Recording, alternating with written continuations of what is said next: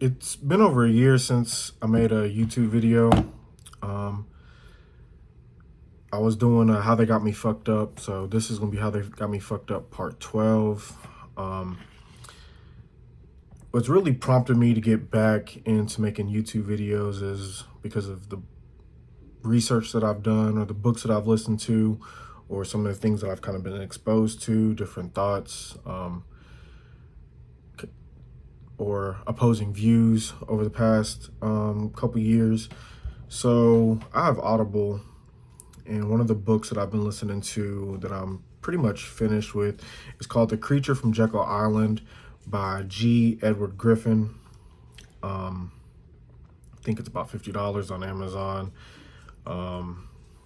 Obviously you can get it from Audible. But,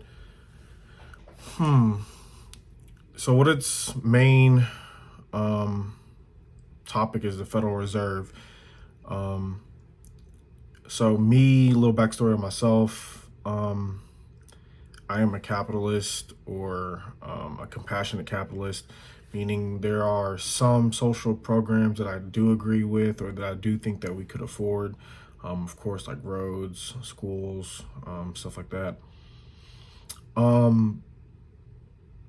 And after going to college, I was definitely exposed to communist and socialist thought. Considering it was kind of like a new thought, I kind of gravitated towards it. I started looking deeper into Marx, Lenin, Mao Zedong, Castro, and many of the other socialist or communist leaders, whether they're good guys or bad guys.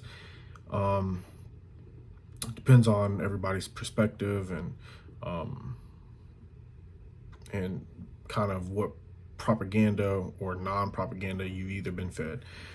But because I'm a business owner, and I kind of have been for this is like my second year officially in business, but this has kind of been my fourth year kind of out on my own.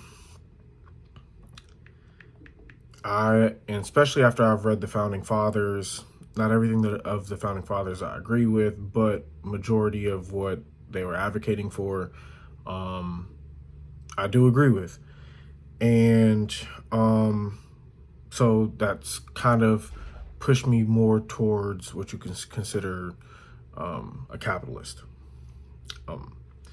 But I've been reading this book. It's called The Creature from Jekyll Island by G. Edward Griffin. And come to find out, we actually live in a socialist country, this as the United States of America. And so he breaks down how the Federal Reserve and the International Monetary Fund are central banks and a central world bank.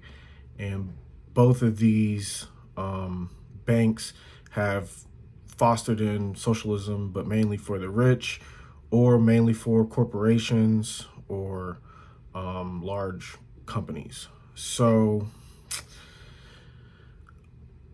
when you look at what the book is saying, some of the richest leaders, JP Morgan, sad because I actually bank with Chase,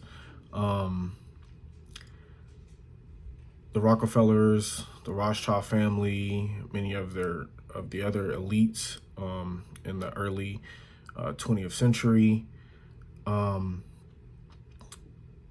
Many of these guys wanted to orchestrate what the book calls a banking cartel, so that the Federal Reserve has the best interest for banks and corporations, while at the same time having this whole facade, this whole disguise of being a federal entity, something part of the federal government, which it's not. It needs the federal government, it needs Congress, because Congress has the power of the purse, so it needs to expand the monetary supply or the funds. But the only way for the Federal Reserve to grow, or this fiat currency, which we call the US dollar, to grow, is to print more debt. And the whole objective is to never pay off the debt. So You have some who have the thought of like Ron Paul, or even Rand Paul, and some of the Tea Party conservatives, where they believe that we can pay down the debt, or the Gingrich philosophy of, we can balance the budget, and all of this sounds great. But what the book breaks down is the whole objective is to never get to paying off the debt, is to never balance the budget. And the only way to can increase the monetary supply is to continuously print more money, which causes the boom and bust cycles. So we have the market literally has this ability to go up and decline. So we know expansion and recessions and depressions. So that is caused by this fiat currency, by this monetary supply. So that's the reason why the United States government has gotten off the gold standard. And the whole objective is to perpetuate war and this budget that's out of this world. So we literally Congress just passed this almost $1 trillion defense bill in 2022. And the defense contractor is the Department of Defense has actually lost trillions of dollars. And this isn't the first time they've misplaced this money. So, and when you hear all of this, you're just like, with all that being said, what are you doing to help the American people? What are you doing to live and perpetuate this government that our founding fathers created? And now we've established currencies and central banks that many of the founding fathers never wanted to begin with. And so we have drafted so far from this free market, and you can't call ourselves free market capitalists when you're creating money that doesn't exist. You have words like quantitative easing. You have near zero interest rates. And the whole objective is to continuously put us in debt. And when you have politicians being bought by these banks and being bought by these defense contracts and being bought by these big corporations, so how can we say that we're conservative, or even how can we even say that we're liberal, or how can we say that we are even anything for the American people when everybody supports this Fabian socialist agenda that's in Washington, D.C.?